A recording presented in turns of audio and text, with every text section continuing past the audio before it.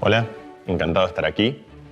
Soy Mariano, soy neurocientífico, soy argentino, aunque en realidad he vivido en distintos lugares del mundo. Crecí aquí en España, nací en Argentina, pero vine de pequeño, luego volví a Argentina donde estudié física y matemática, y luego hice un doctorado en neurociencia en Estados Unidos, me fui a París, volví a Argentina y la vida me ha traído nuevamente aquí a Madrid, donde estoy hace algún tiempo viviendo. Soy científico, a mí me gusta pensar que en realidad todos somos científicos, o en todo caso todos fuimos científicos. No creo que haya un solo niño en el mundo que no sea científico en el sentido más profundo de la palabra.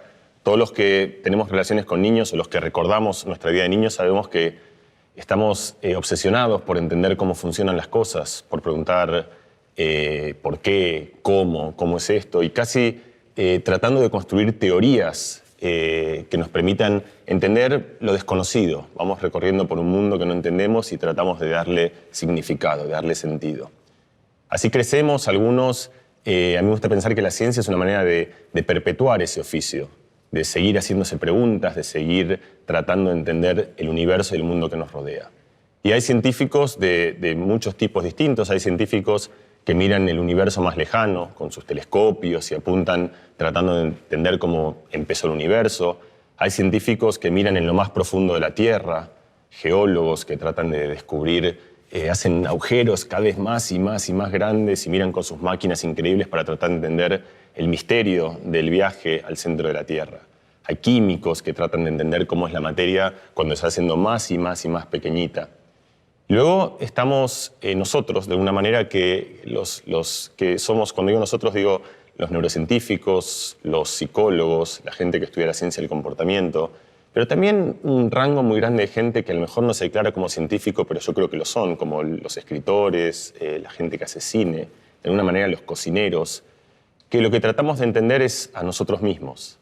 Tratamos de entender cómo sentimos, cómo, por ejemplo, en el caso de los cocineros, cómo experimentamos los sabores, qué cosas nos conmueven, qué cosas no nos conmueven, por qué decidimos como decidimos, porque a veces estamos frente a una situación en la cual sentimos que no podemos avanzar o que no podemos resolverla, por qué siempre hay algún tipo de gesto que nos hace reír, por qué soñamos, por qué olvidamos los sueños, por qué aprendemos y por qué dejamos de aprender. Y son preguntas que nosotros, los neurocientíficos, en algún lugar hemos convertido, hemos mezclado el oficio de la ciencia, de hacer experimentos para tratar de construir teorías, para tratar de asignar significado, a una ciencia sobre nosotros mismos. Y hace algún tiempo, yo diría más o menos unos 40 años, pero la frontera es ambigua, hubo un cambio enorme, pasó algo, un descubrimiento tecnológico. Imagínense, para poner otro ejemplo que creo que es más claro, los filósofos y los naturalistas discutieron sobre el universo por años y años. ¿Éramos el centro del universo? ¿Era el Sol el centro del universo? A lo mejor ni siquiera el Sol era el centro del universo. ¿La Luna giraba alrededor nuestro? ¿Nosotros girábamos alrededor de la Luna? ¿Qué eran esas cosas que parecían estrellas pero no lo eran? Y todas esas preguntas sobre las cuales la gente hablaba y conversaba y discutía, en algún momento dejaron de ser preguntas de café porque se inventó el telescopio. La gente empezó a mirar y vio las lunas de Júpiter o vio distintas estructuras astronómicas, y eso permitió resolver una conversación de café en una conversación que estaba basada en datos, en la cuales teníamos evidencias que nos permitían validar algunas teorías y refutar otras. De la misma manera, hace de vuelta unos 40 años, en realidad más, yo diría hace más o menos hace unos 100 años, pero por eso es una frontera ambigua, porque como todo en ciencia fue cambiando progresivamente y es difícil poner una fecha exacta, tuvimos una suerte descubrimos, es decir, un conjunto de gente fue descubriendo progresivamente una suerte de telescopio que permite mirar dentro de nuestro cerebro mientras pensamos, mientras dormimos, mientras recordamos, mientras nos emocionamos.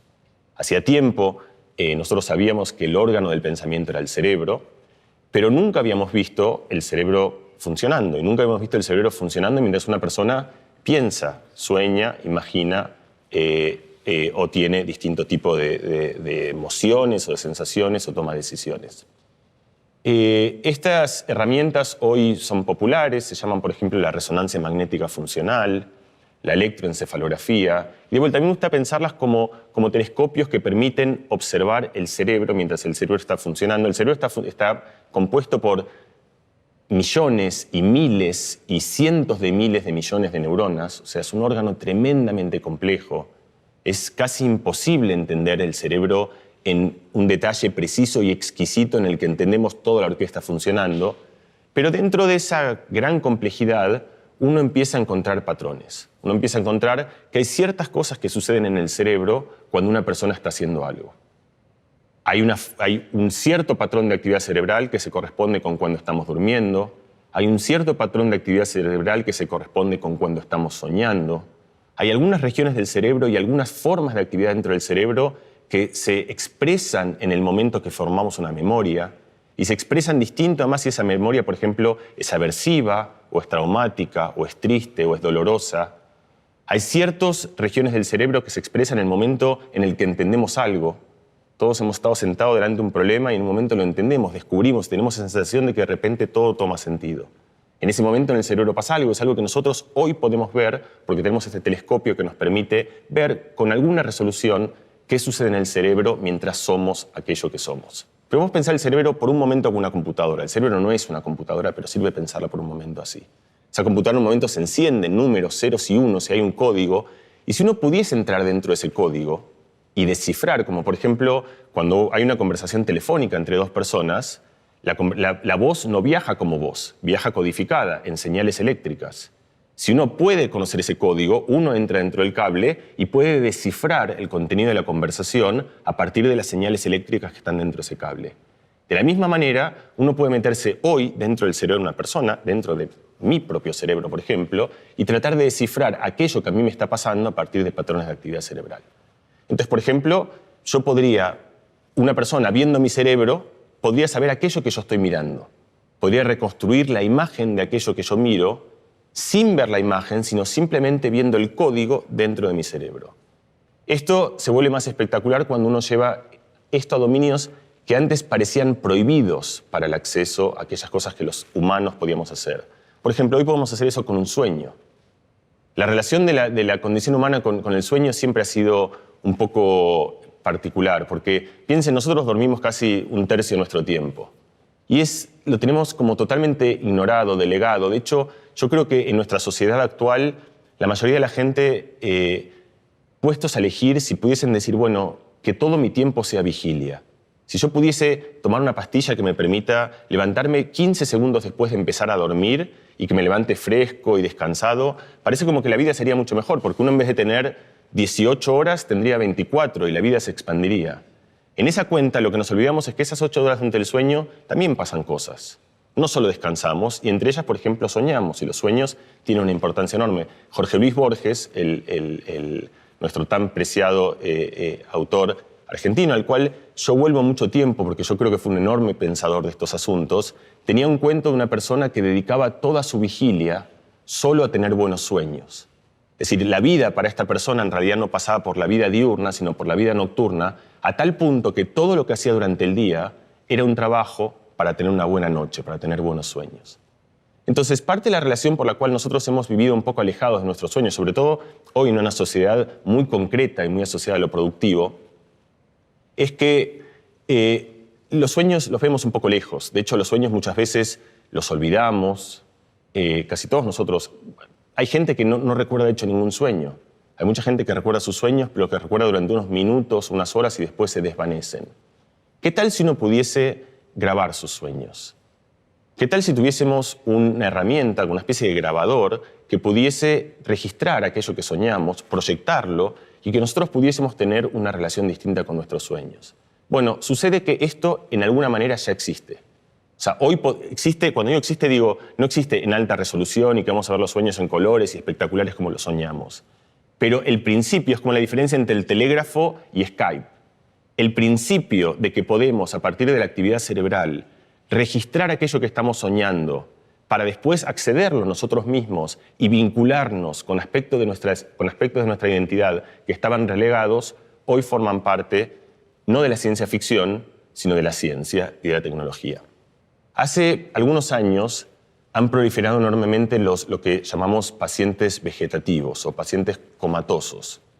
Son pacientes, de hecho hay una película de Almodóvar, habla con ella, que para mí también es una manera exquisita de relacionarse con esta idea en la cual hay una persona que tiene un habitáculo mental que es un signo de pregunta. Uno no sabe si esa persona qué siente, qué imagina, qué padece. Y es una situación, por supuesto, muy angustiante, porque es una situación en la cual desconocemos algo que para nosotros es fundamental, que es poder saber qué sucede en el habitáculo mental del otro. Bueno, yo les contaba que nosotros tenemos esta herramienta que nos permite detectar actividad cerebral. Con esta herramienta, por ejemplo, yo podría pedirle a cualquiera de ustedes, cualquiera de vosotros, a mí mismo, a cualquier persona, que imagine distintas cosas. Por ejemplo, cerrar los ojos e imaginar que camino por mi casa, que navego por la ciudad. Puedo imaginar el camino que hice para venir desde mi casa hasta aquí, o el que hago para ir de mi casa a la casa de mi abuela o a la casa de mi tía. Cuando hago eso, se activarán unas partes del cerebro que tienen que ver con la navegación, con los mapas espaciales. También puedo, por ejemplo, imaginar otra cosa, como por ejemplo, imaginar que estoy haciendo un deporte, que cierro los ojos y que juego al fútbol, o que juego al tenis, o al balonmano, o al deporte o que bailo, pero que muevo el cuerpo. Y ahí se activan otras neuronas, que son las neuronas que coordinan el movimiento del cuerpo. Esto en sí ya es interesante, que es cuando imaginamos movimiento, se activan las mismas neuronas que de hecho hacen que nos movamos. No hace falta moverse para activar la corteza motora del cerebro, basta con imaginar movimiento. Entonces, con esto tenemos un decodificador. Yo puedo, entre comillas, leer la mente de la otra persona viendo su actividad cerebral. Puedo, por ejemplo, saber si es que están imaginando que caminan por su casa o si es que están imaginando que juegan al tenis. Por supuesto, hay una manera más sencilla de saber eso, que es preguntarle a la otra persona. O sea, dime qué estás pensando. La otra persona me lo cuenta y a lo mejor no hacen falta 3 millones de euros para algo que en el fondo parece tan poco sofisticado como saber si el otro piensa algo u otra cosa. Pero ahora volvemos a los pacientes vegetativos. Le podemos preguntar cosas, pero no nos responden. Y la falta de respuesta nos hace presumir que en realidad no nos escuchan, que no piensan, que no imaginan. Pero ¿qué tal si sí lo hacen? Y si en realidad lo que pasa es que por alguna otra razón no pueden expresar ese conocimiento que tiene. Bueno, ahora tenemos una herramienta. Yo puedo decirle, mira, imagina que juegas al tenis, imagina que caminas por tu casa. Y si se activan las regiones del cerebro, imagina que juega las regiones del movimiento corporal cuando imagina que juega al tenis y las regiones de navegación cuando imagina que camina por su casa, entonces yo puedo asumir, es la mejor hipótesis que puedo hacer, que la otra persona me está escuchando, que está entendiendo, que puede pensar, que puede imaginar, pero que no me lo puede expresar, no me lo puede comunicar. Y si tengo esto, y ahí el científico en un momento se convierte en ingeniero, uno puede decir, bueno, tengo un protocolo de comunicación muy sencillo, muy rudimentario, pero puedo decirte, mira, cuando me quieras decir que sí, imagina que juegas al tenis. Cuando me quieras decir que no, imagina que caminas por tu casa. Entonces, me gustaría presentarles este ejemplo porque yo creo que refleja lo que para mí es la esencia de por lo menos por qué a mí me interesa hacer esta ciencia, que es que yo pienso que nosotros, en última instancia, estamos todo el tiempo intentando comunicarnos, intentando entender al otro. Entonces, la neurociencia, a mí me gusta pensarla, y de vuelta es una de las maneras de pensarlas, como una herramienta, así como el telescopio nos permitía entendernos mejor con el universo en el cual estamos, entender que en el fondo somos un pequeño planeta, en un pequeño sistema solar, en una pequeña galaxia, en el medio de la nada. Pensar que la neurociencia también nos permite, de alguna manera, salir de esa pequeña esfera que nosotros nos construimos cuando vivimos siempre dentro de nuestro propio pensamiento para quizás, ojalá, relacionarnos y comunicarnos mejor con los otros. Y esto me lleva a lo que un poquito nos trae aquí, que es la idea de la educación, que es, ¿acaso no hay ninguna empresa, no hay ningún emprendimiento humano que sea más relevante en el tratar de entendernos y en el tratar de entender al otro que la educación? Piénselo, la escuela, en realidad nosotros estamos acostumbrados a que haya escuela, que haya colegio. Es algo que pasa en casi todos los lugares del mundo, en maneras con ciertas diferencias, pero con enormes similitudes. Es un enorme experimento colectivo. Quizás sea el experimento colectivo más grande que hayamos hecho los seres humanos en la historia de nuestra vida. Hemos dicho, ¿qué tal si empezamos la vida de esta manera? Y entonces lo que yo les propongo, lo que los invito, es que entre las miles de ventanas abiertas, desde la pedagogía, desde la política, desde la filosofía, desde la sociología, desde las ciencias de la educación, pensar una pequeña ventanita para pensar la educación que es desde la ciencia que estudia el órgano que en última instancia aprende, que es el cerebro. Reflexionar cómo todo lo que hemos aprendido del cerebro puede quizás ayudarnos a entender un poco cómo mejorar la educación. Hola Mariano, yo soy Luis y mi pregunta es cómo piensan y se comunican los bebés y qué podemos hacer para entenderlos mejor. Yo pienso que entender el pensamiento de los bebés es el oficio de cualquier padre. Es algo que hemos hecho y es una pregunta que nos hemos hecho siempre. Uno dice, bueno, llora porque le duele algo. Pero en realidad uno no lo sabe eso. Uno es la mejor hipótesis que puede ser diciendo, bueno, en realidad le duele el estómago o llora porque está celoso. Esa es quizás una conjetura mucho más osada en la cual uno hace un montón de proyecciones donde utilizas cosas que sabes, cosas que conoces, de que en general la gente es celosa y de que cuando te ponen a alguien que te opaca un poco, ese sentimiento se exacerba y asumes que ese bebé será como cualquier otra persona y por lo tanto responderá de las mismas maneras. Hay como un montón de conjeturas, hipótesis sobre qué piensan los bebés. O sea, hay una corriente de filósofos que se llaman empiricistas ingleses que gestaron una idea que fue muy influyente y de vuelta es la idea más intuitiva, que la idea es un cerebro es una tabula rasa, es decir, es una hoja en blanca. Uno viene al mundo con nada escrito, con apenas unos pocos reflejos que te permiten sobrevivir y luego interactúas, descubres, te dicen cosas, vas aproximándote y vas construyéndote una idea del mundo. Y es una idea como que lo primero es nada, esa nada se va rodeando de experiencias sensoriales, que es lo único que uno tiene, y esas experiencias sensoriales se van volviendo más y más sofisticadas para desarrollar lo que nosotros reconocemos como algo bastante propio de la condición humana, que es el pensamiento abstracto, el pensamiento sofisticado. Y hoy lo que sabemos, por mucha ciencia, que ahora te voy a contar cómo funciona, es que en realidad los bebés vienen al mundo con un enorme aparato cognitivo ya formado. Desde el día que nacen, ya tienen nociones sobre la matemática. Es decir, ya entienden, tienen una idea de algo que es muy abstracto, que es los números, que quiere decir que algo sea 1 o 2 o 3 o 4 o muchos. Entonces la primera pregunta para mí es ¿cómo uno haría para saber eso? Porque tú le puedes preguntar a un bebé, dime, el 2 es par, por ejemplo, y las chances que tienes de que un bebé recién nacido te responda eso, no hace falta haber hecho mucha ciencia para entender que es un camino sin ningún vía de salida. Tú le puedes preguntar, dime, 2 es más que 1, y llorará. O sea, que es lo que de hecho un bebé debería hacer si tú le haces esa pregunta. Entonces, por ejemplo, resulta que los bebés comunican, como todas las personas, muchísimo de aquello que saben y de aquello que conocen con los ojos. Porque los humanos suelen mirar aquello que les interesa y suelen esquivar la mirada de aquello que no les interesa. Y eso es algo que viene muy de fábrica y por lo tanto los bebés ya muy pequeños tienen ese tipo de comportamiento. Yo puedo imaginar el siguiente experimento. Te voy a mostrar cosas. Entonces te mostraré, por ejemplo, 3 patos, 3 círculos, 3 cuadrados grandes, 3 planetas. Son todas imágenes distintas, grandes, pequeñas, de colores, en blanco y negro. Todo cambia todo el tiempo, pero hay algo que es común, que es que siempre son 3.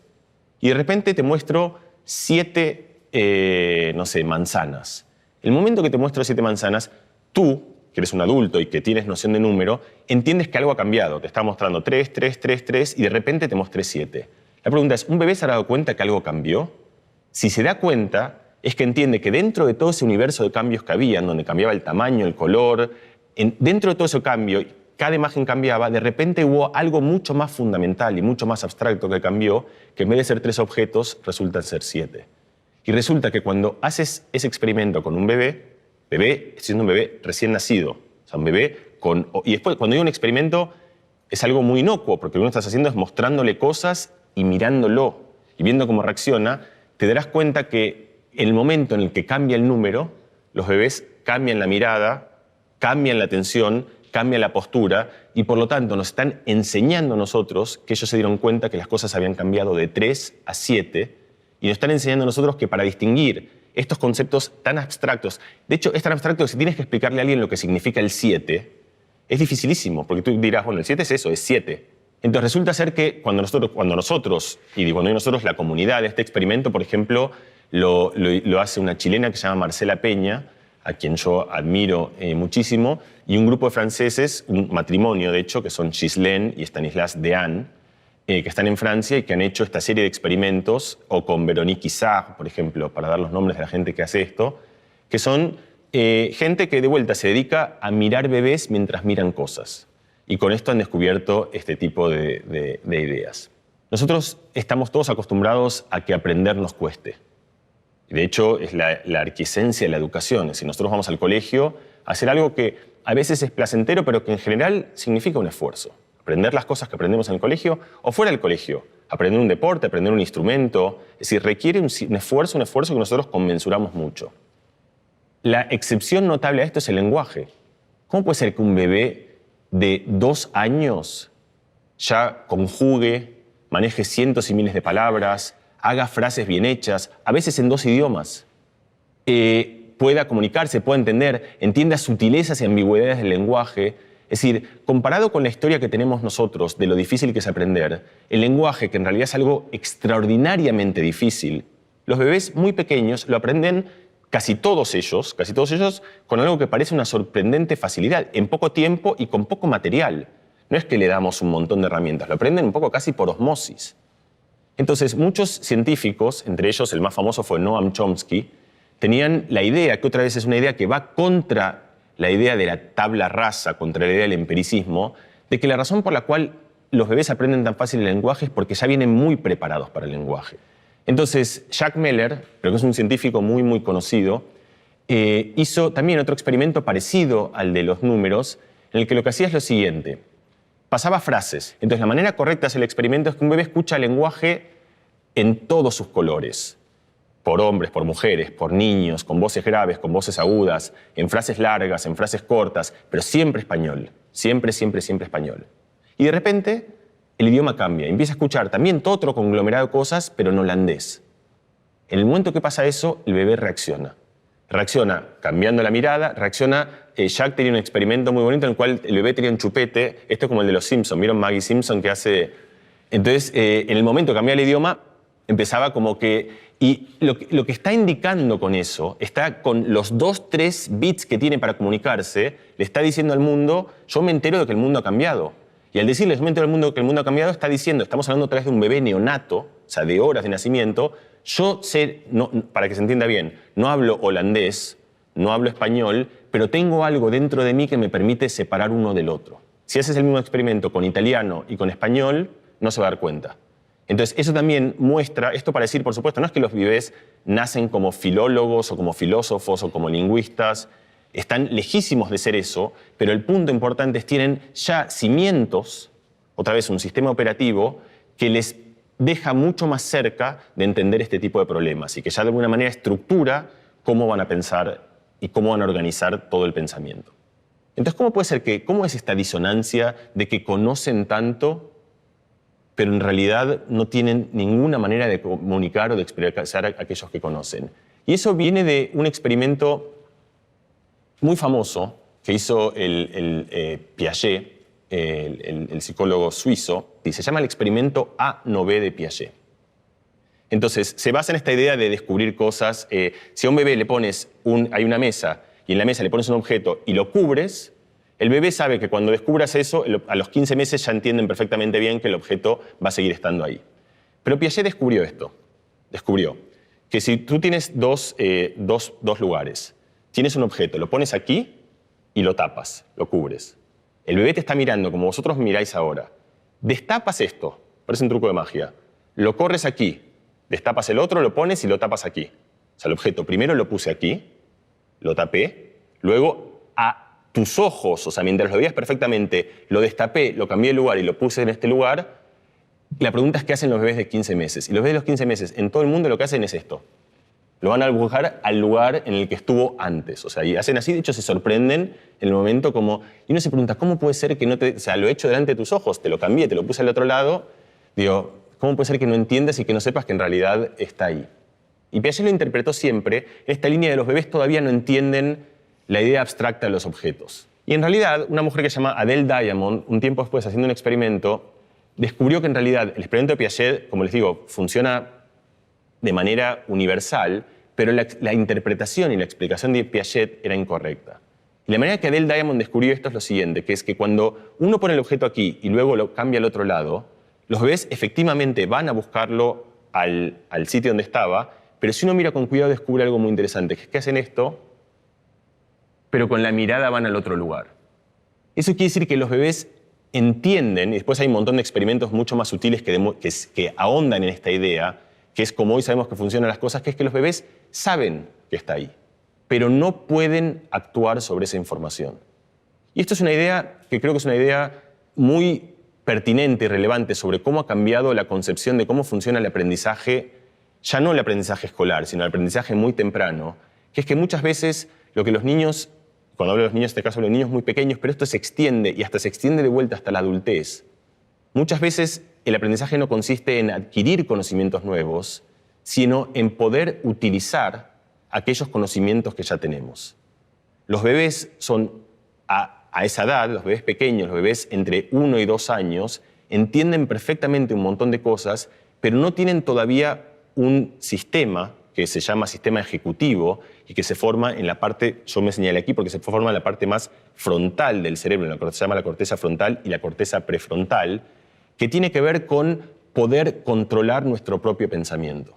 Yo sé que está ahí, pero igual de cualquier manera no puedo evitar el programa que ya tenía de ir a buscarlo al otro lado. Y nuestra comprensión hoy de cómo funciona el desarrollo cognitivo en los niños más pequeños es que en realidad tienen muchísimo más conocimiento del que pensábamos siempre que tenían, pero tienen muy poco desarrollado el sistema ejecutivo y por lo tanto no son capaces de utilizar ese conocimiento de una manera que sea útil o pertinente o funcional para las cosas que hacen. Hola Mariano, mi nombre es Andrea y mi pregunta es sobre algo que dices en tu libro y que también comentas con otros profesores, y es que los niños son grandes maestros. ¿A qué te refieres con esto? ¿Es algo que tiene una base científica o es una frase hecha? Empecemos por un punto de partida que es bastante, creo que todos lo entendemos, que es que compartir conocimiento es una pulsión humana muy fuerte en los adultos, o sea, en nosotros mismos. Si no, no existiría Instagram. O sea, y no existiría Twitter y no habría redes sociales. Es decir, el gran éxito de las redes sociales tiene que ver con que nosotros, para realmente sentir la experiencia de algo, tenemos que compartirla con alguien. Entonces, esto llevó a todo un grupo de científicos. Los dos que empezaron con esto son un científico israelí que se llama Sidney Strauss y una persona llamada Tomasello, es el otro científico que hay. Bueno, hay muchos otros, pero Tomasello y Sidney Strauss yo creo que son las dos personas más emblemáticas que comenzaron con esto, de tratar de preguntarse dónde empieza esto. ¿Dónde empieza esta necesidad de que las cosas toman sentido en el momento que las compartimos con el otro? ¿Por qué enseñamos? ¿Qué enseñamos? ¿A quién enseñamos? ¿Y qué pasa cuando enseñamos? En todas estas cosas que yo dije al pasar, de saber lo que tú sabes, de saber lo que yo sé, son cosas que son fundamentales en el ámbito educativo. Y ahí va la esencia de lo que quiero ir, que es hablar con los otros, es una manera de hablarse consigo mismo y por lo tanto de descubrir y de ordenar aquellas cosas que conocemos.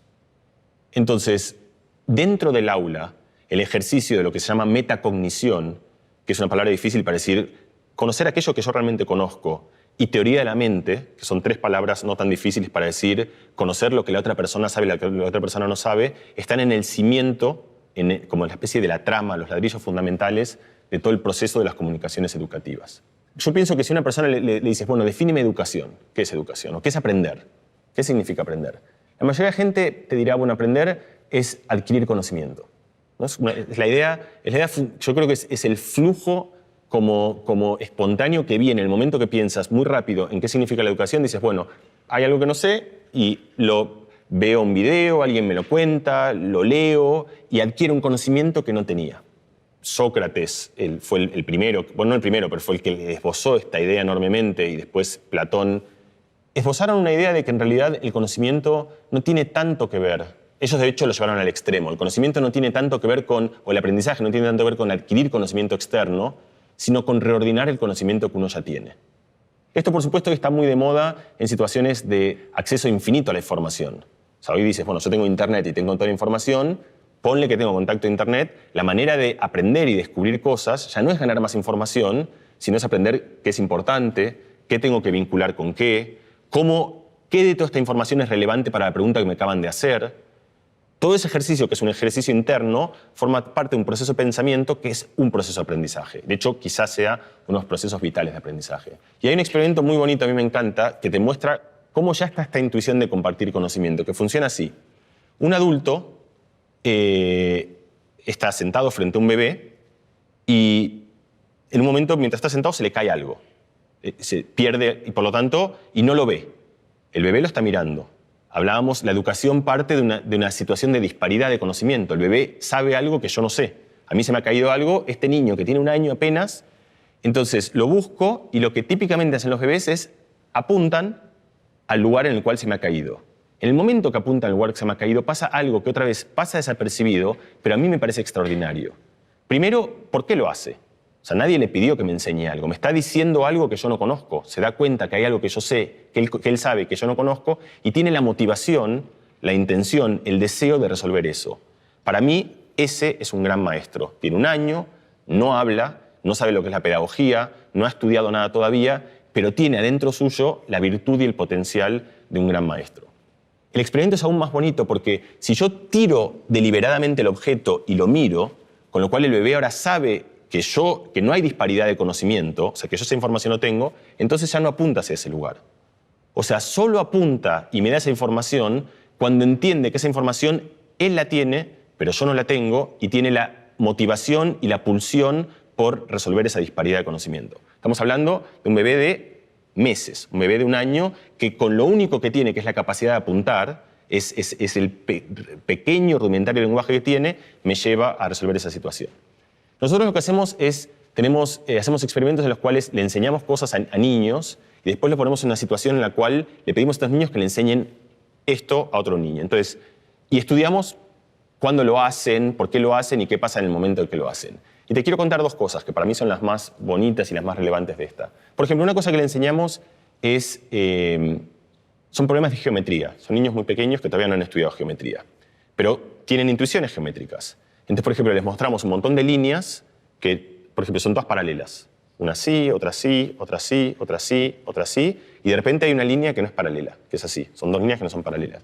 Y le preguntamos, es un juego, le preguntamos de todas estas cartas, ¿cuál es la que es distinta? Y los niños, aunque nunca hayan escuchado paralelismo, son niños de 4 años, muy rápido te apuntan porque tienen una intuición sobre geometría. Entonces te dicen, mira, esta es rara. ¿Por qué? Y entonces tú les preguntas por qué. Y entonces los niños lo que hacen en general es esto. Y entonces dices, bueno, ¿sabes qué? No me lo respondas porque la verdad que no debes saber nada, entonces no vale la pena que me respondas. Pero ¿sabes qué? Trata de explicárselo a Ana o trata de explicárselo a Juan. Y entonces los niños lo primero que hacen es esto. Se levantan. O sea, cambian en el momento que quieren comunicar, explicar y convertirse en maestros para explicar. Para empezar, cambian completamente de posición corporal. Cambian, se dirigen, miran a los ojos, adquieren como si fuesen grandes oradores. O sea, se ponen de estar así, en silencio, pasivo y un silencio, por favor, no me atosigues, pasan inmediatamente a una actitud corporal que es completamente distinta. Entonces, primera cosa, se ponen de pie. Segunda cosa, empiezan a hablar. Y no solo hablan, sino hablan un montón. O sea, cuando tú mides, y esto no es una anécdota, de vuelta, nosotros tenemos 100 niños a los que les pedimos explícame y medimos cuánto tiempo hablan, y tenemos 100 niños a los que les decimos explícaselo a Ana o a Juan o a Pedro y medimos cuánto tiempo hablan, y pasa una barrita así a una barra así. O sea, aumenta el tiempo de cuánto tiempo hablan, y tú puedes decir, bueno, ok, hablan más tiempo, están más entusiasmados. Eso es bueno, pero eso no quiere decir necesariamente que estén hablando algo que tenga significado. Pero resulta que sí.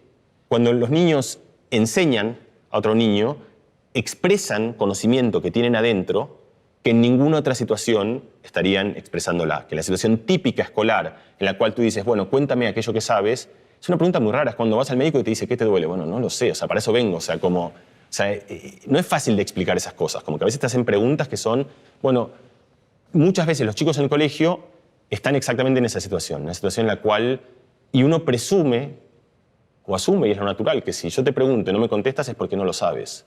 Muchas veces no es porque no lo sepas, sino porque no estás en la situación adecuada para poder expresar ese conocimiento que tienes adentro. En la universidad es muy típico que los estudiantes sean al mismo tiempo ayudantes. Entonces, a lo mejor tú estás en 3er año, pero eres ayudante en una materia de 1er año. Y esta situación no es tan típica en los colegios, con alguna excepción que son, por lo menos en Argentina y en otros lugares del mundo, en España no conozco, colegios rurales, que son colegios con muy pocos alumnos, tan pocos que en realidad las clases las comparten en un colegio, todo el colegio tiene 18 alumnos, entonces tiene una única clase. Y entonces en esa situación se da muchísimo más este intercambio en el cual los alumnos son a la vez alumnos, pero también son maestros de alumnos que todavía están en distintos estadios del proceso educativo. Y pasa una cosa que es mucho más interesante, que es que además aquel niño o niña que está enseñando, al enseñar aprende. Y otra vez, eso no es por magia, eso es una idea viejísima. Hay un filósofo que se llama Séneca que tiene esta frase famosa que dice docendo dicimus, que en latín quiere decir enseñando aprendemos. Y la idea de por qué eso sucede, otra vez, no es una casualidad extraordinaria, sino que simplemente al expresar un problema a la otra persona, estás haciendo este ejercicio tan importante del que hablamos antes, en el cual estás dando orden al conocimiento que tienes adentro. Para resumir esta idea, los niños desde muy, muy pequeñitos, desde que apenas tienen recursos comunicativos, ya expresan esta intención de comunicar información al otro, de contarle al otro aquello que el otro sabe. Parecen medir, no es solo algo ciego, sino que parecen medir bastante bien, que te enseñan, calibro cuánto conocimiento tú tienes y cuánto conocimiento yo tengo y sobre eso te enseño. Es decir, están haciendo realmente el oficio de ser un maestro. Luego, nosotros vemos que los niños cuando son un poco más grandes lo viven con muchísimo entusiasmo y lo hacen espontáneamente y que además cuando lo hacen comunican con mucho más riqueza su propio conocimiento, más expresivamente y con muchísima más precisión, y además todo eso tiene cierta utilidad, o tiene, no cierta, sino tiene utilidad en el aula, en el sentido que es algo que hace que todos ganen.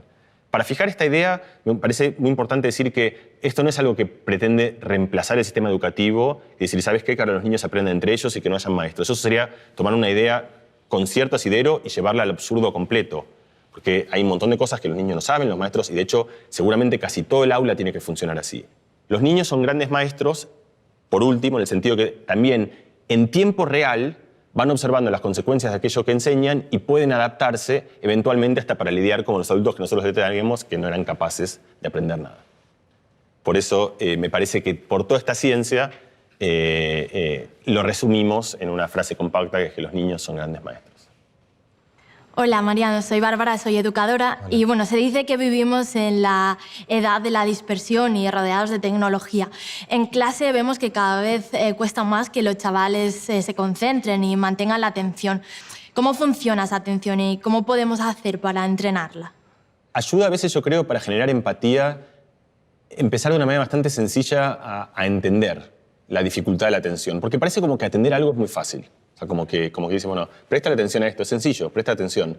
Bueno, no es tan sencillo. La gente dice presta atención como suponiendo que basta con quererlo para hacerlo, como que es una cosa que es gratis. Y a mí me gustaría como ir contándote que no es así para tratar de entender justamente el dónde a veces puede ser que falle más y cómo hacer en algunos casos para poder intervenirlo.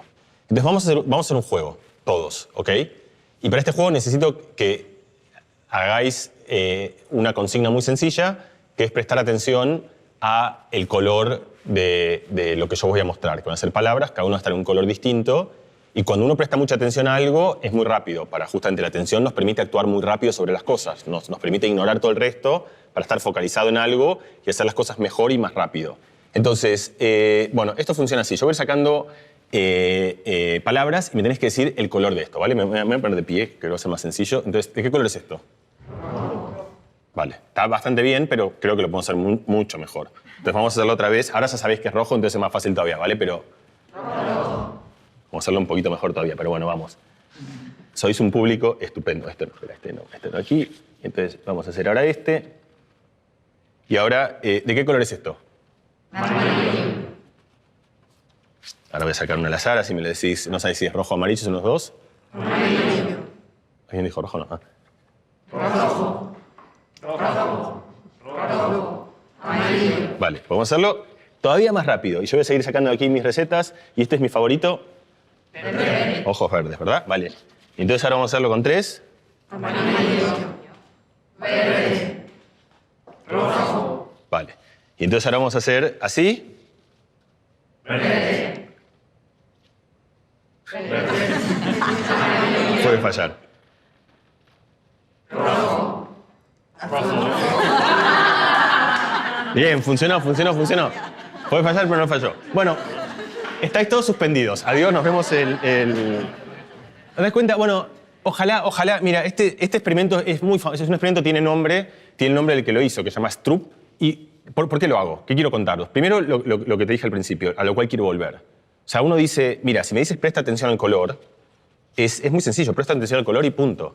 Sin embargo, aquí estoy diciendo presta atención al color y estoy compitiendo con algo contra lo cual la escuela os dijo durante 3 años, préstale atención a esto, lee.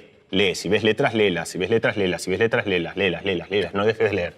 Y entonces nos han martillado tanto, y por suerte, bien, para que podamos leer, que eso es algo que está como si queréis, grabado muy profundo, en circuitos que atraen la atención muy rápidamente. Por eso, dicho sea de paso, y está bien, está últimamente siendo muy revisado el tema de qué tipo de anuncios tienen que haber en la vía pública.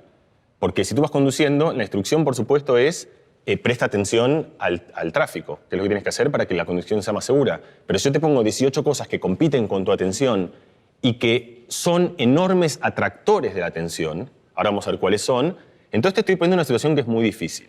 Entonces, lo que yo quería con esto es mostraros que algo que parece tan sencillo como presta atención al color de algo, que uno diría, si a mí me lo dicen, lo hago. O sea, soy adulto, yo tengo muchos años, he aprendido mucho, fui a la universidad, me dicen, presta atención al color de algo, debería poder hacerlo. Y sin embargo, no es así. Entonces, lo primero que a mí me parece que ojalá esto funcione es generar un poquito de empatía y comprensión con cualquier niño al que le cuesta prestar atención a algo.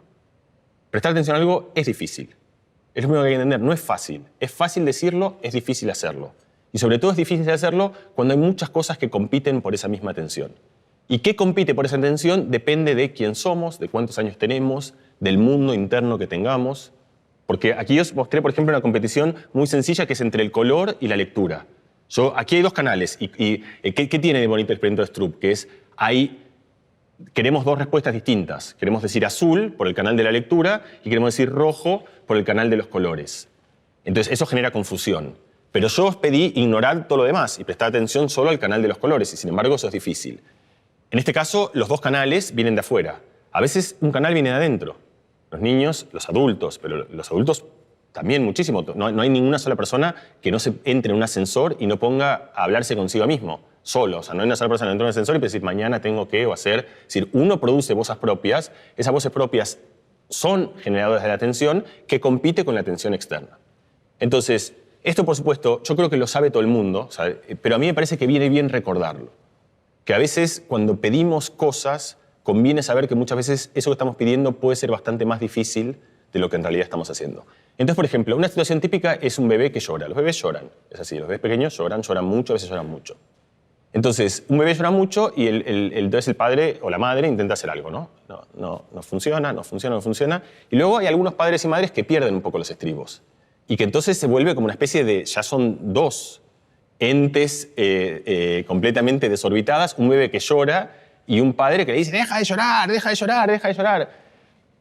Pero, señora, no puede dejar de llorar. O sea, usted le está pidiendo algo que a lo mejor no puede hacer. Lo que muchos padres descubren es que si en vez de decirle, deja de llorar, fíjate, cuando deja de llorar, ¿qué es lo que le estamos pidiendo? Deja de prestar atención a aquello a lo que estás atendiendo, que es un mal sentimiento, y concéntrate en otra cosa.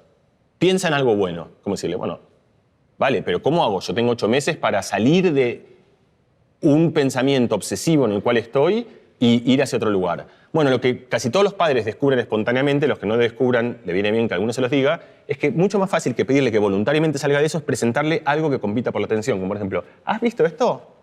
¿Has visto esto que está aquí? Y muchas veces, no siempre, porque si el dolor responde a algo muy genuino, el llanto responde a algo muy genuino, como por ejemplo un dolor muy fuerte, algo así, seguirá llorando, pero muchas veces cuando simplemente era la persistencia de un pensamiento el cual no podían dejar de atender, inmediatamente dejan de llorar como si no pasó nada. Tú te dices, deja de llorar, llora, mira esto, se acabó el llanto. Entonces, ese ejemplo me parece que tenemos que tenerlo muy guardado por todo el resto de la trayectoria educativa, porque eso refleja justamente 2 componentes muy distintas de cómo funciona la atención. Hay un científico que se llama Michael Posner, y la pregunta que se hizo exactamente es, ¿cuáles son las piezas del Lego de la atención? O sea, para atender a algo, ¿qué hace falta? Porque muchas veces se confunde el léxico popular con distraído, atención, con cosas más precisas de la mecánica para articular la atención. Entonces, lo primero, que es casi con cualquier proceso, es para atención hay que poder ir hacia algún lado, llevar la atención hacia algún lado, hay que poder sostener la atención, o sea, una vez que estás en algún lado, poder quedarte ahí. A muchos chicos no les cuesta tanto ir, pero les cuesta quedarse. Y luego, es el caso que vamos a ver, hay que poder salir de eso, ir hacia otro lugar. Muchos chicos les cuesta, una vez que están en un lugar, poder salir de ese lugar, ir hacia otro lugar. Ir, quedarse irse. Muy sencillo. Es como cualquier viaje que hacemos tiene esas tres partes. Vamos a algún lugar, nos quedamos en ese lugar, eventualmente entendemos que es suficiente, nos retiramos. Lo que agregó Mike, además de muchas otras cosas, pero que es importante para esto, es que el ir tiene dos razones distintas. A veces voy porque quiero, eso se llama la atención endógena. Yo llevo mi pensamiento a algún lugar porque quiero estar ahí. Quiero concentrarme en la clase de matemática. Quiero concentrarme en la lectura. Quiero concentrarme en la conversación que estamos teniendo. Y a veces la atención va a donde quiere ir. Eso es lo que se llama la atención exógena. Yo estoy hablando de una persona, una conversación, que encima pongamos que no es muy interesante, pero que formalmente yo tengo que... es mi jefe. Y entonces lo escucho y ya me cuesta, porque yo tengo que mantener la atención. Tengo que, otra vez, estoy ahí, pero tengo que mantenerme ahí. Y es difícil mantenerme ahí, porque tengo que hacer esfuerzo para eso. Y encima de eso viene alguien y se pone atrás, a hablar atrás, y pasan cosas que pueden ser terribles. Por ejemplo, se ríen. O sea, si se ríen y yo tengo que mantener la atención aquí contra algo que está diciendo, atención, ven para aquí, es dificilísimo. Otra que todos reconocemos y que es muy bonita y muy simple es si pronuncian nuestro nombre. Trata de mantenerte en una conversación atento mientras alguien dice atrás, en mi caso Mariano. O sea, escuchar tu nombre es algo que grita muy fuerte para que te des vuelta aún si no eres tú el que están hablando, simplemente dicen tu nombre. Lo que Mike Poner descubrió es que cada una de estas piezas tienen cierta independencia. Nosotros cuando decimos presta atención a algo, las mezclamos todas, las confundimos todas, pero que en realidad cada una de estas piezas, ir, quedarse, salir, ir por propia voluntad o ir porque la atención me está llevando solo para ese lugar, tienen sus circuitos cerebrales. O sea, hay gente que le cuesta más una y le cuesta menos la otra, y sobre todo se desarrollan en tiempos distintos. O sea, los chicos a medida, o los niños y las niñas a medida que maduran, van desarrollando cada una de estas facultades, todas las cuales nosotros las resumimos en algo llamado atención, genéricamente atención, que se desarrollan a destiempo. Los límites motores, los límites corporales los entendemos bastante bien. Nadie se enfada con su bebé porque le dice, mira, ¿sabes qué? Ve volando hasta este lugar y tráeme el otro. No lo puede hacer. ¿Qué tal si reflexionamos un poco más sobre los límites cognitivos que también tenemos, genuinos? Y las dificultades, como por ejemplo, a distintas edades hay ciertas facultades que están desarrolladas y otras facultades que no. Otra vez, a veces la ciencia nos ilumina para darnos cierta humildad, para entender que no somos el centro del universo y para entender que a lo mejor nos ayuda a conectarnos con la otra gente haciendo que no le pidamos lo imposible. Muchas situaciones de frustración en educación familiar, en educación en el aula, en educación política, en educación, salen de que uno le pide a la otra persona cosas que la otra persona genuinamente no puede hacer. El ejemplo de la atención es uno de los más pertinentes, porque es muy difícil para un adulto entender que algo tan sencillo como deja de prestarle atención a esto es algo que un bebé pequeño, que un niño pequeño no puede hacer. Entonces, ayuda a entender esto, ayuda a entender que hay distintas componentes. La atención forma parte de un conglomerado de funciones que más genéricamente se llaman funciones ejecutivas. Las funciones ejecutivas tienen que ver con, sobre todo el sistema de atención, el que acabamos de hablar, el sistema de memoria reciente, o sea, es lo que te permite tener durante un tiempo algo en la cabeza que no se te vaya, que también es una manera de atender. Por ejemplo, yo te doy un número de teléfono y tú no quieres perderlo, te digo una dirección y tú no quieres perderla durante un rato. Entonces lo que haces es, te concentras en eso, lo repites mentalmente para que no se vaya. Es una manera de atender a un pensamiento durante un rato. La otra tiene que ver con lo que genéricamente se llama planeamiento. Es decir, la capacidad de decir, voy a empezar a estudiar ahora porque si estudio mañana no voy a llegar. Para hacer eso hay que tener primero un montón de control de poder simular el futuro, o sea, de darte cuenta y decir, mira, yo si hago esto mañana me llevará este tiempo. Tienes que poder llevar el foco mental a una proyección hacia el futuro y además tienes que poder superar algo con lo que compite, que es decir, pero ahora, si puedo estudiar mañana, ¿por qué estudiar ahora? Lo último que quiero decirte con esto de la atención es lo siguiente. Cuando los niños crecen en situaciones de adversidad social, de carencia social, eso afecta el desarrollo cognitivo. Y eso lo hace en muchísimas dimensiones, y es un problema muy complejo. Por supuesto, la nutrición, por supuesto, problemas de salud, pero también cosas como la cantidad de libros que hay en la casa, como la cantidad de palabras que escuchan en el léxico dentro de la casa, como por supuesto la asistencia al colegio o el no poder ir al colegio porque en ciertas situaciones no se va al colegio. Entonces eso por supuesto es un círculo vicioso y dramático en el cual la pobreza, además de condenar económicamente a una persona, la condena cognitivamente a esa persona porque le impide tener un desarrollo en el cual crezca en una salud mental razonable. Y una cosa que mucha gente ha estudiado es que uno de los lugares más vulnerables son las funciones ejecutivas. Si los chicos que crecen en situaciones muy adversas socialmente crecen con déficits en general muy severos en el desarrollo de funciones ejecutivas. Y esto se sabe que tiempo después afecta mucho en una enorme gama de cosas que tienen que ver con la vida. Por supuesto les va peor en el colegio, pero además se enferman más, además tienen menos probabilidad de tener trabajo, además tienen mayor probabilidad de terminar en prisión. Por supuesto son estudios muy complicados porque hay muchas cosas que se mezclan al mismo tiempo y no tiene que desgranarlos, pero hay muchísimos estudios bien hechos en los cuales muestras que si aún separas todos los otros factores que de por sí son nocivos y tóxicos, solo el retraso o el déficit que un niño que crece en niña que crece en esas circunstancias tiene el desarrollo de funciones ejecutivas hace que tenga una desventaja enorme en la vida futura. Algunos elementos de la atención, algunos sí y otros no, se pueden trabajar. Y se pueden trabajar, es decir, se pueden mejorar. Hay ejercicios que son, de hecho, parecidos a esto que acabamos de hacer, donde trabajas con el conflicto, donde tienes que llevar y aprendes en general a manejar tu propio pensamiento. Como aprendes a tocar una guitarra o como aprendes a tirar una pelota de básquet, también aprendes a que el pensamiento no se te vaya por ahí y poder controlarlo para luego hacer lo que quieras, incluido si quieres que se vaya donde quiera, pero ser libre tú de hacer lo que quieras y no ser una víctima de donde eventualmente la distracción te lleva a lugares que te hacen sufrir y padecer. ¿Cuál es una de las mejoras? Si tengo poquísimo dinero, lo consigo en un lugar, ¿qué es lo más efectivo que puedo hacer? De las cosas más efectivas es trabajar en niños muy pequeños en el desarrollo de funciones ejecutivas. Eso les va a dar una libertad que no va a resolver, por supuesto, todas las dificultades de la vida que se vengan luego de eso, pero que le va a dar muchísimas más alas para progresar en una situación libre y justa en el desarrollo de toda su educación y en general el desarrollo de la vida. Entonces, las funciones ejecutivas se entrenan y además hay cierta necesidad imperativa de entrenarlas para lograr, no sé, un mundo que sea un pelín más justo, aunque sea. Hola Mariano, me llamo Raúl y me gustaría saber si de verdad es más complicado aprender a tocar un instrumento o hablar otro idioma cuando eres adulto. La respuesta corta es no. Es muy parecido a aprender de adulto que de niño, pero esto requiere una explicación porque ninguno lo siente así. Entonces, si yo te digo no, es una respuesta insatisfactoria porque bueno, vale. Entonces, vale la pregunta que tú me harías y que yo mismo me hago de entonces por qué parece así tan evidentemente.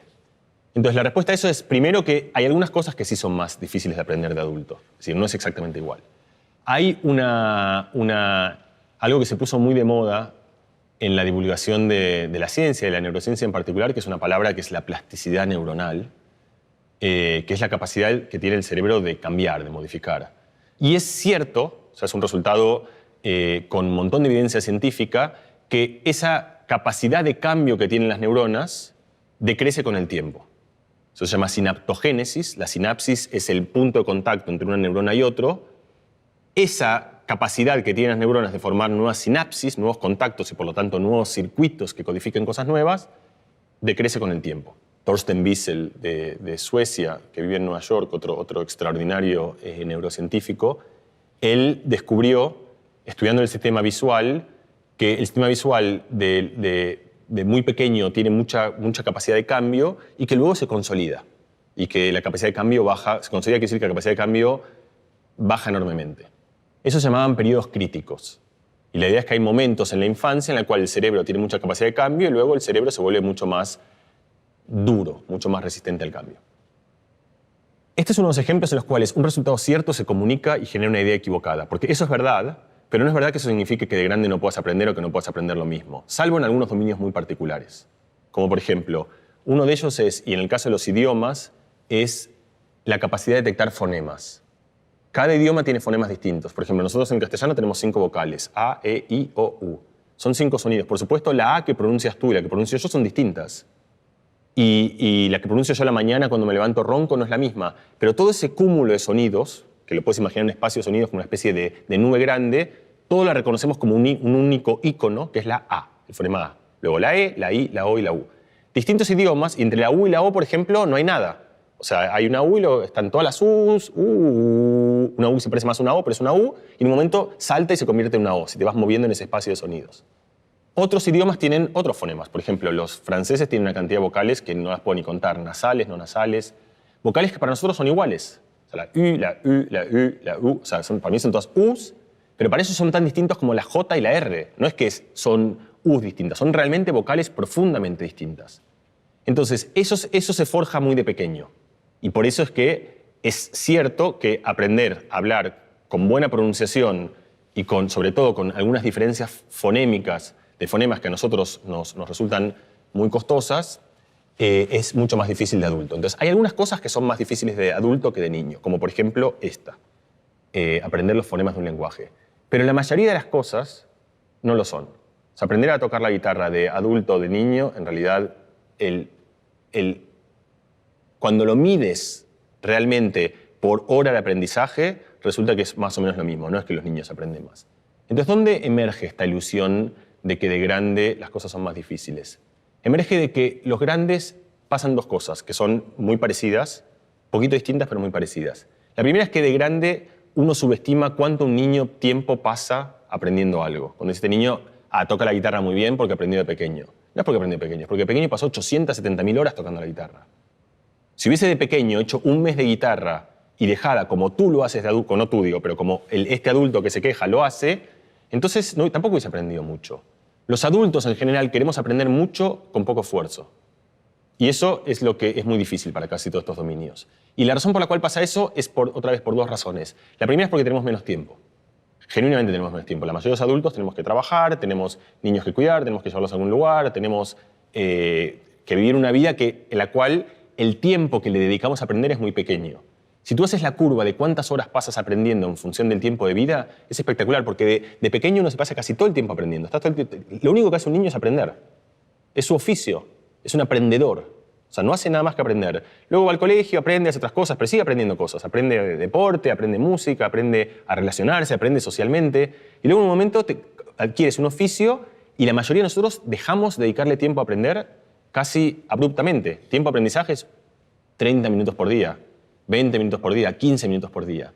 Entonces, uno le echa la culpa a su cerebro cuando en realidad debería echarle la culpa a algo muchísimo más sencillo, que es el tiempo que uno le dedica al aprendizaje. La diferencia más sustancial de cambio de aprendizaje entre adultos y niños es la motivación. Muchas veces la motivación no es propia. De hecho, los adultos hacemos eso con el trabajo.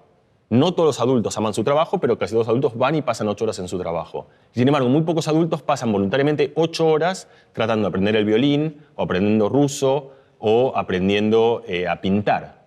Está estudiadísimo que si tú compensas por ese factor, y tú dices, bueno, ¿cuánto aprendo por tiempo y por motivación, que son variables bastante parecidas? Un adulto aprende casi lo mismo que un niño. Hola Mariano, mi nombre es Susana y bueno, volviendo un poco al tema de los idiomas, pues comentando con padres, con compañeros de trabajo, con amigos, en general parece que hay mucha preocupación por el tema de que los niños desde muy tempranas edades aprendan muchos idiomas, inglés, chino. ¿Realmente pueden aprender tantos idiomas a la vez y realmente esto les puede ocasionar alguna confusión? Por supuesto, esta pregunta es una pregunta que viene como todas las preguntas sobre nosotros mismos, que viene con intuiciones y consejos. La primera intuición es la que tú expresas, y es una intuición que todos compartimos, que es que enseñarle a un niño muchos idiomas es una enorme confusión, porque ya aprender un idioma es dificilísimo, y luego hay todo tipo de conjeturas, como por ejemplo, bueno, que el padre le hable un idioma y la madre le hable otro. Le hablamos en la escuela y en la casa, como hay un montón de ideas de que todas van parecidas, como decir, bueno, pero no se lo mezclemos tanto, porque si lo mezclamos es una ensalada y no hay manera de que entienda nada. Esta es la intuición. ¿Por qué no lo pensamos al revés? Digo, como ejercicio. Lo normal es hablar muchos idiomas y nos preguntamos qué tal si en realidad hablamos uno solo, que es otra manera de pensarlo. Y esa manera de pensarlo también tiene asidero, porque si lo cuentas por niños en el mundo, hay muchos más niños en el mundo que hablan más de un idioma que uno solo.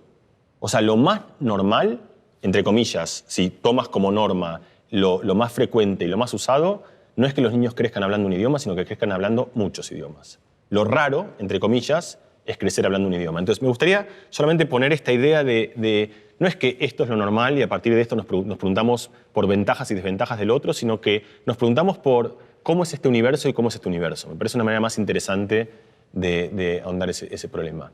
Ahora, en cómo funciona la parte cognitiva. Es decir, solamente en el estudio, que hay miles de estudios sobre bilingüismo en casos muy distintos. Por supuesto, España o como Canadá, que son países que tienen un bilingüismo, que tienen fluctuaciones muy grandes de bilingüismo, con regiones mucho más monolingües y regiones bilingües de distintos tipos, han sido lugares que han estado muy a la avanzada de la investigación en bilingüismo.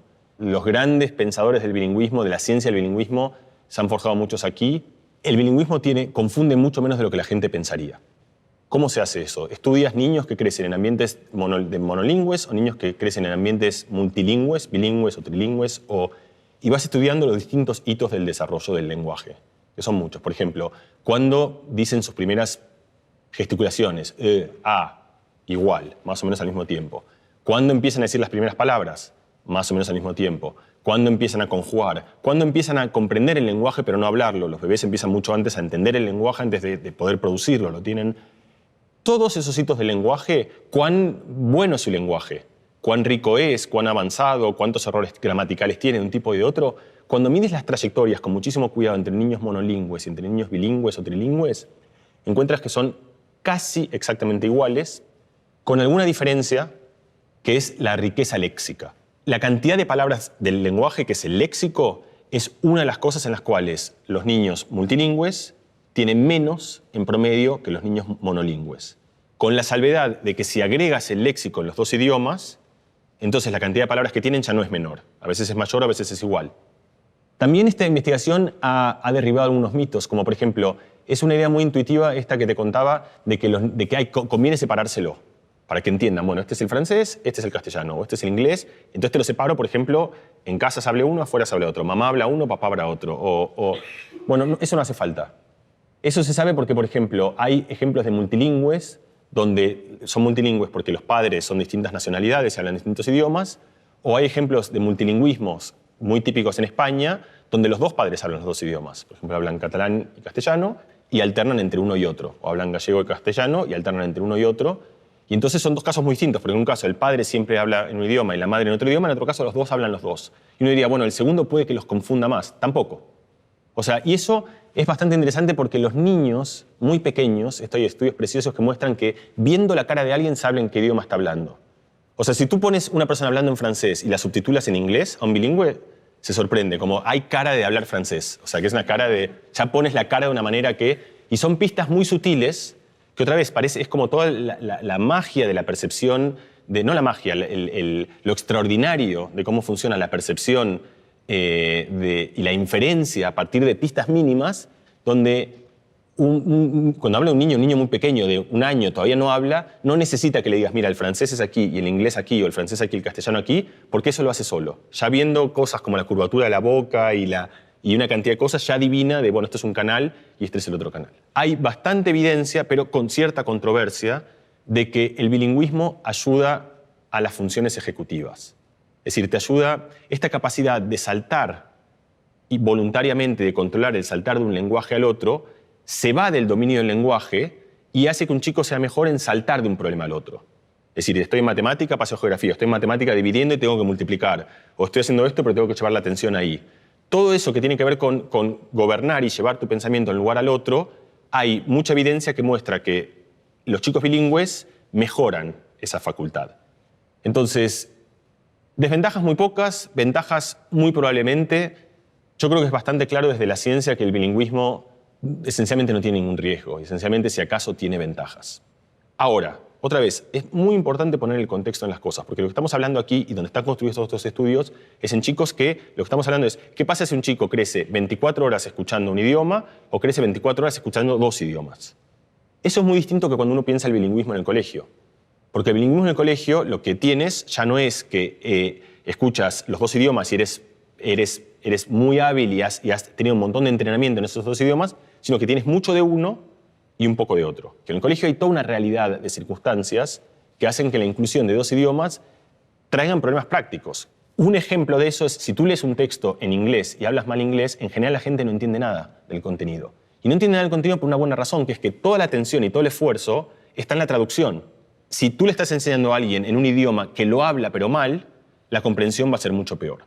Entonces, ahora viene la pregunta difícil. Es una pregunta que yo no puedo responder, porque es una pregunta que no es la ciencia, es decir, no es una respuesta que venga solo de la ciencia, es una respuesta que combina un montón de cosas, combina nociones de política educativa, las nociones de qué queremos que el colegio resuelva, incluye nociones de qué tipo de sociedades queremos construir, Es decir, decidir si el colegio tiene que ser bilingüe o no, en qué dosis, no va a salir de lo que yo te cuente de los chicos no se confunden de pequeños. La ciencia muestra que los chicos no se confunden de pequeños, pero la ciencia también muestra que aprender algo en un idioma que hablas más o menos te quita un montón de comprensión. Entonces, hay una decisión que es de política educativa, que es qué priorizas. Nosotros sabemos, es un hecho, que si para ti es importante que los chicos aprendan 2 idiomas y lo pones con suficiente énfasis en el colegio, lo van a aprender. Eso no va a venir sin costo, por supuesto. Y eso va a depender de las condiciones que tengas para hacerlo. ¿Tienes suficientes maestros que puedan hablar en ese idioma y que lo puedan hablar bien? ¿Tienes un currículum? Es decir, hay un montón de consideraciones que vienen ahí que son decisiones prácticas y pertinentes para tomar esa decisión. Entonces, como es un tema, de vuelta, muy sensible y es un tema que mezcla ciencia con cosas que no son ciencia, me parece que estas cosas hay que aclararlas cada una en su lugar. El mensaje de la ciencia es, si creces con 2 canales abrumadores de lenguaje, aprenderás los 2 casi en los mismos tiempos. Y además, casi con certeza te llevarás unas ventajas de eso. Luego, si te preguntas cómo pasa cuando esto empieza a diluirse en una realidad educativa, hay un montón de consideraciones a las cuales yo pienso que tenemos que ser mucho más responsables y no irnos con una idea sencilla de la ciencia dice esto o he leído un artículo o un trabajo que me dice esto o lo contrario, sino hacer una reflexión como corresponde, que es mucho más integral, mucho más vasta y mucho más profunda. Vemos muchos adolescentes que abandonan los estudios en bachillerato, diciendo que les cuesta mucho estudiar y que no valen para eso, ¿no? Entonces, desde tu punto de vista, ¿realmente es así? ¿Hay algunos que valen y otros no a la hora de estudiar? Y para esas chicas y esos chicos, ¿qué pueden hacer para realmente aprovechar su potencial y seguir aprendiendo? Si algunos servimos o no para aprender, en primer lugar, todos, no hay una sola persona, y diría no hay un solo animal en el mundo que no aprenda. Es decir, en el sentido pero nadie, o sea, la capacidad de cambio y la capacidad de cierta adaptación y la capacidad de reaccionar y de modificar los comportamientos es la esencia de la vida, diría, esencialmente. Con lo cual, en primer lugar, esto me parece un punto importante, la frase corta de alguien no sirve para aprender es un disparate, es decir, no tiene ningún asidero, ¿no? Todo el mundo aprende, todo el mundo sirve para aprender. Luego, por supuesto, la pregunta en realidad se refiere a para aprender algunas cosas en particular, porque uno puede decir, bueno, yo no sirvo para las matemáticas, por ejemplo. Eso tampoco tiene ningún asidero, no hay ninguna persona que no sirva para las matemáticas. Sí es cierto que hay, y como todos sabemos, hay para cualquier facultad cognitiva hay distintas aptitudes. Luego hay algunas cosas generales que afectan a todo el aprendizaje, que son lo que llaman en general el temperamento. O sea, hay chicos que son más móviles, que no paran, otros que están más así todo el día, y eso es un rasgo. Hay chicos que son mucho más extrovertidos y por lo tanto les resulta fácil y natural conocer a aquellos que conocen. Hay chicos que son mucho más introvertidos. Y esas cosas, justamente se define así el temperamento como aquellas cosas que son muy difíciles de cambiar. Habría un discurso que sería muy grato si fuese así, de decir, somos todos iguales. Cualquier persona puede aprender lo mismo y de la misma manera y exactamente igual. La realidad es que no es así. ¿Alguien no está hecho para aprender? Definitivamente no. O sea, todo el mundo puede aprender. ¿Todo el mundo aprende exactamente igual y a todo el mundo le conviene aprender exactamente de la misma manera? No. O sea, hay distintas predisposiciones. ¿Por qué pasa eso? Porque como tenemos distinta altura, distinto color de ojos, también tenemos un distinto conglomerado de facultades o de habilidades cognitivas que nos hacen un poquito más predispuestos para una cosa que para la otra. Segunda cosa importante de entender, que esto es mucho más fácil de verlo también en el dominio del cuerpo y del deporte que en el dominio cognitivo. Todos los entrenadores saben que hay cosas que son mucho más fáciles de cambiar que otras. Por ejemplo, la resistencia es algo que es relativamente fácil de cambiar. Requiere esfuerzo, pero tú agarras a una persona que corre 800 metros y no puede más y trabajas y a los 2 años está corriendo 15 kilómetros a una velocidad de vuelta, salvo excepciones, que no pasan, o sea, excepciones, enfermedades, excepciones singulares en las cuales realmente por limitaciones estructurales no puedes correr. Pero casi todo el mundo con entrenamiento mejora desde aquí enorme. El resumen es que si bien hay variabilidad, por variabilidad quiero decir, hay algunos que tienen un poquito más de facilidad para aprender que otros, esa variabilidad es mucho menor de lo que uno piensa. Porque en realidad esa variabilidad queda exaltada por ciertos estigmas donde ya bueno, tú no sirves para esto y es un círculo vicioso. Entonces ya no haces esto, no tienes motivación, te va mal, sigues sin hacerlo. Y eso pasa al revés. Es muy interesante porque los ejemplos siempre más famosos como de innatismo, de talento, o como piensas en Mozart, uno piensa en los niños prodigios, ¿verdad? Uno dice, bueno, Mozart ya tenía 2 años y componía, como que parece, como que lo que quiero decir con eso es que, como uno lo percibe, es que parece como un don que te ha dado Dios, como algo mágico con lo cual naciste y que no se trabaja y no se puede cultivar, sino que o lo tienes o no lo tienes. Es un don, es un talento, así es como uno percibe. Entonces, ahí hay una cosa que es muy importante saber, que es este círculo virtuoso o vicioso, en el cual el momento que te ubican como que eres bueno a algo, entonces tú lo conviertes en tu lugar, es tu chiste, es tu gracia, es tu gratificación. El niño que empieza a hacer magia muy pequeño. Un día lo empezó. Tamariz, los grandes magos cuentan, no sé por qué empecé. Un día hice una magia, me funcionó y la gente le sonrió. Y entonces eso lo motivó y empezó a trabajar y le sonrieron más. Y entonces hace desde ahí hasta ahora 10 horas de magia entrenando por día y es el mejor mago de todos los tiempos, pero probablemente porque tenga alguna habilidad, pero sobre todo porque ha trabajado como un condenado en eso. Entonces, estos estigmas yo creo que son muy nocivos. Y creo que hay una idea instalada con cierta liviandad en ciertos ámbitos educativos para estar motivada, cada persona tiene que hacer lo que quiera. A ti te gusta, lo tuyo es bailar, baila, lo tuyo es cantar, canta, lo tuyo es hacer matemática, haz matemática, lo tuyo es la contabilidad, pero desde muy pequeño. A mí esa idea me parece, primero, que tiene muy poco fundamento. Yo entiendo la razón de esa y la comparto, o sea, sería muy bueno que cada uno haga lo que le guste hacer. Pero lo que me gustaría despertar aquí también es una nota de cuidado y de riesgo de decir, eso que parece de una enorme libertad también puede ser de un enorme estigma. Entonces, lo que quiero decir con esto es que el sistema educativo para mí no debería ser pasivamente seguir, ¿a ti te gusta esto? Bueno, haz esto. Sino tratar al revés, de insuflar e inculcar, el decir, no, pero mira, esto también es muy bueno y es importante que lo hagas. Y esto viene de la idea de, esto también lo puedes aprender. Y si te han dicho que no eres bueno para esto, es mentira. Puedes hacerlo, y un sistema educativo que promueva ese crecimiento de libertad a mí me parece más interesante que uno que en algún lugar te condena a aquello que parece que te gusta, es lo que definitivamente te va a gustar durante el resto de tu vida. Y una última cosa que me parece interesante para esto, porque estos son casos, estamos hablando de distintos niños, de distintas situaciones, pero una que en algún lugar nos es común a todas. Hay una cosa que para mí, cuando yo la conocí, es muy bonita y me gustaría compartirla con vosotros aquí. Se llama en inglés el umbral correcto o el umbral ok. Y funciona así. Casi todos vosotros, bueno, asumo que vosotros todos leéis, sois lectores. No leíais cuando naciste, nadie nace leyendo. De hecho, es muy interesante porque la lectura es un invento cultural muy reciente. Ahí tienes, el cerebro tiene la capacidad de reciclarse. O sea, nosotros tenemos una eternidad aquí en el planeta y hace unos 5.000 años se le ocurrió a un grupo de gente, ¿qué tal si comunicamos significado con símbolos visuales? Y eso produjo un cambio en el cerebro donde la parte visual se conecta con la parte fonológica, o sea, símbolos visuales se corresponden con sonidos, e inventamos algo extraordinario que se llama la lectura. Si uno mira cómo es la historia de cómo uno aprendió a leer, uno primero lee muy mal, no lees, luego lees con mucha dificultad, lees muy lento, luego en un momento aprendes a leer y lees fluidamente, y a partir de eso lees un montón, pero la velocidad de lectura ya no cambia. Es como que uno llega, entonces si haces el dibujo de cómo uno progresa en la velocidad de lectura, uno lee muy poco, luego sube, llega a un lugar donde ahí se queda toda la vida. Ese es lo que se llama el umbral ok. Y si lo piensas, eso pasa como para casi todo. Hay un momento donde uno aprende, llega a un lugar y ahí se queda. ¿Cuál es el punto en el cual uno se queda? Por supuesto es distinto para cada persona, pero ¿por qué algunos se quedan aquí, otros? ¿Por qué algunos leen más rápido? Y segunda pregunta, ¿ese lugar en el cual nos quedamos realmente es el máximo? Bueno, la respuesta es que ni mucho menos es el máximo.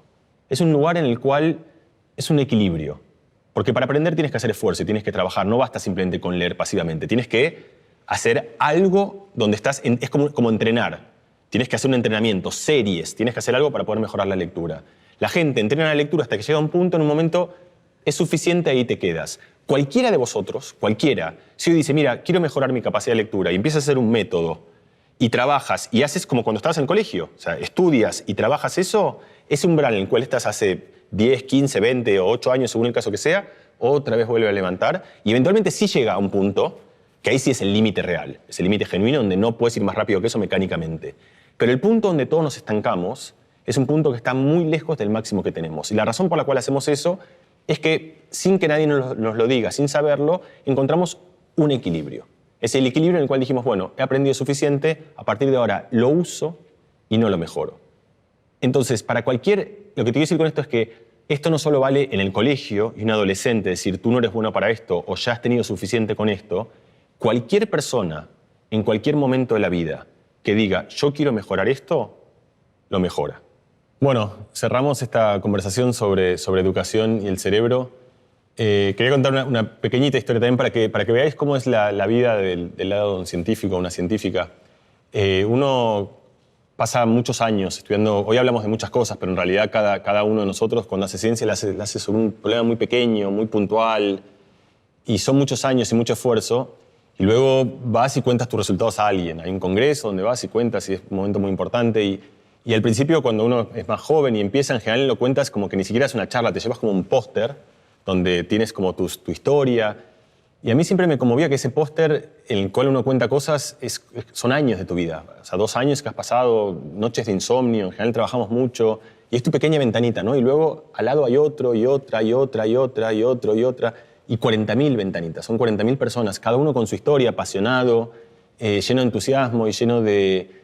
Lo que quise con esto es mucho conocimiento, muchas horas de mucha gente con mucha pasión, con mucho bagaje de conocimiento, con mucha intención, tratando de entender cómo funciona el cerebro, cada uno de sus recovecos, cómo funciona la visión, cómo funciona la memoria.